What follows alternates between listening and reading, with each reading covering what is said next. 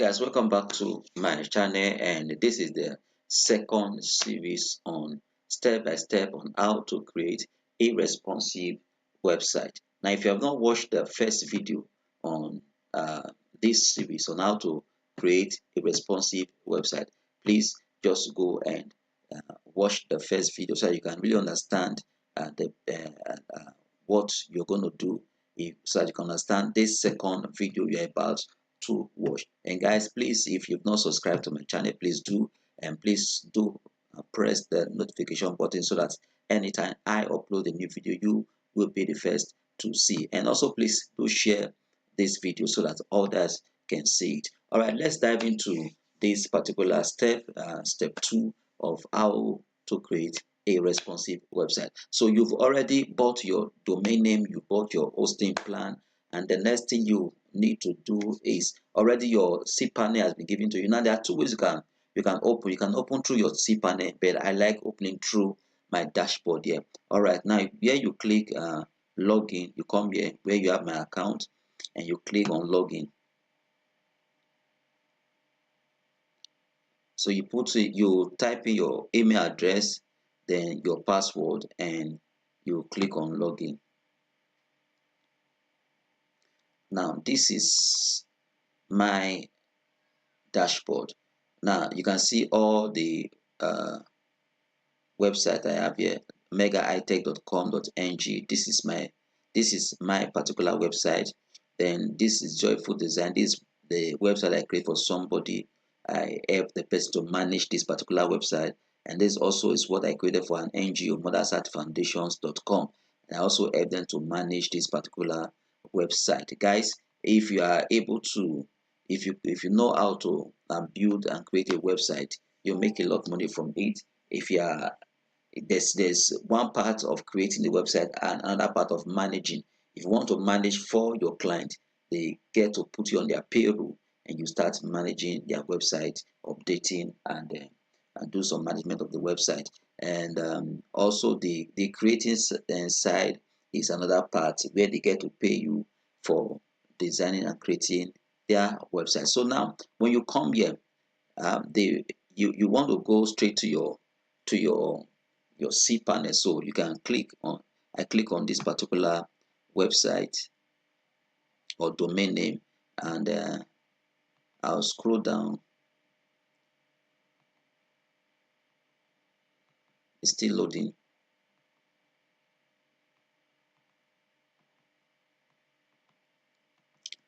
I'll wait for it to load.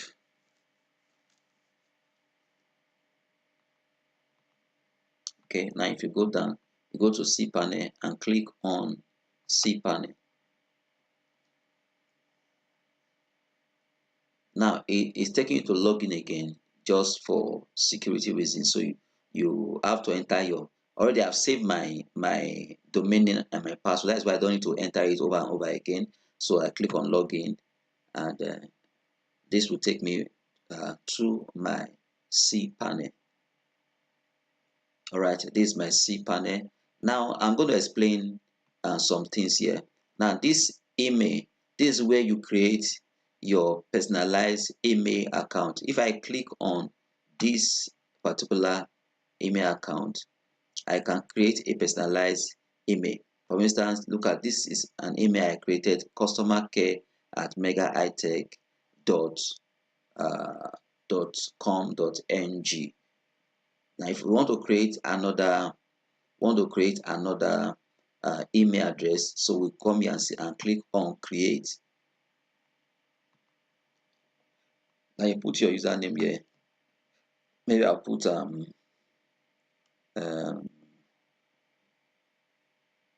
info at megatech.com.ng. So I'll go ahead and put and write the domain name, sorry, the password that I want to use.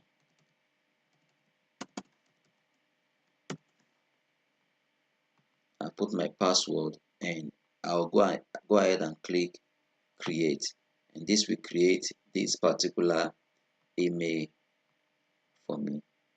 All right, you see that we have created this particular email, info@megatech This is a personalized email for your own website, so you can this is professional to have a personalized email when you have a website, instead of having your email on Gmail or your Yahoo or whatever. So you have your own personalized email address. So that is how to create an email. So we'll go back to cPanel.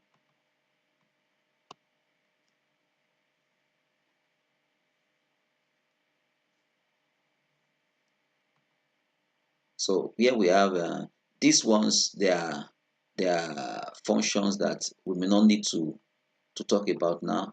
We'll talk about them later. This is file manager. This is where your files are stored and where you can manage your files. And this image, where your images are stored and where you can manage your image. And this is a database.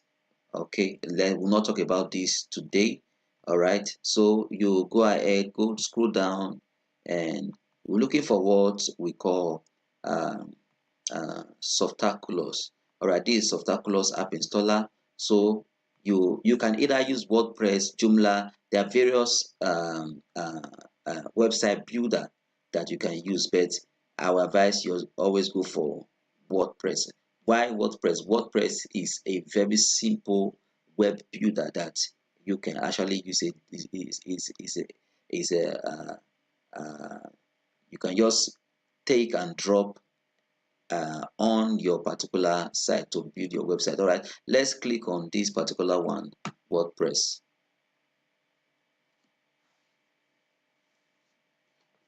It's a drag and drop platform.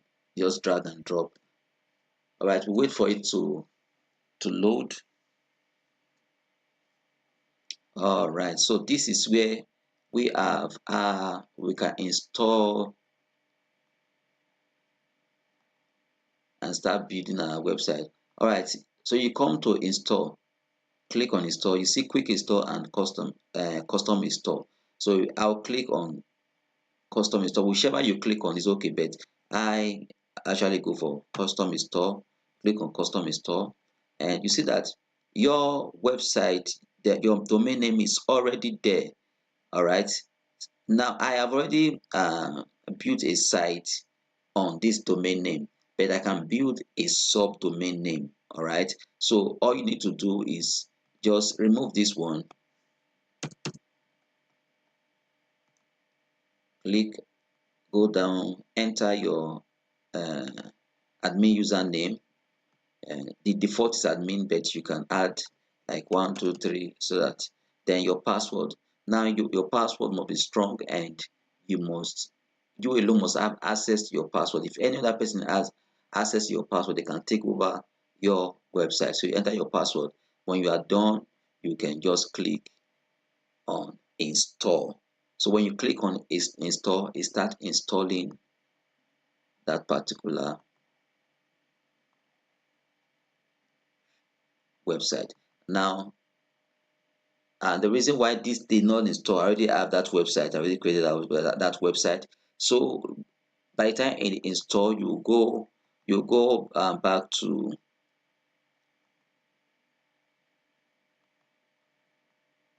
overview. You click on overview.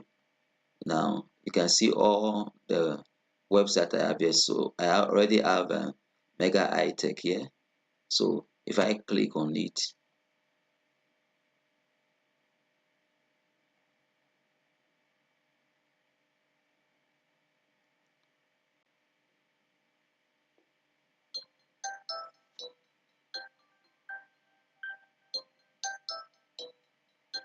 so this is the front end of my website. This is the front end of my website, and this website has already been created. So we're not dealing on this now. What we are now, I'm going to take you back to the back end of the website where you can actually start creating. So what you do, you click on this admin, click on the admin. All right, now this is the back end of our website, and this is where you will start creating your website. But this one I've already worked on this, so I'm going to in our next video we're going to start creating the website from the backend. So guys, if you've not watched the third part of this video, go ahead and watch the third part of the video where I actually started creating this particular website. Please don't forget to subscribe and share this video, and also press the notification button so that you will always be notified anytime I upload a new video.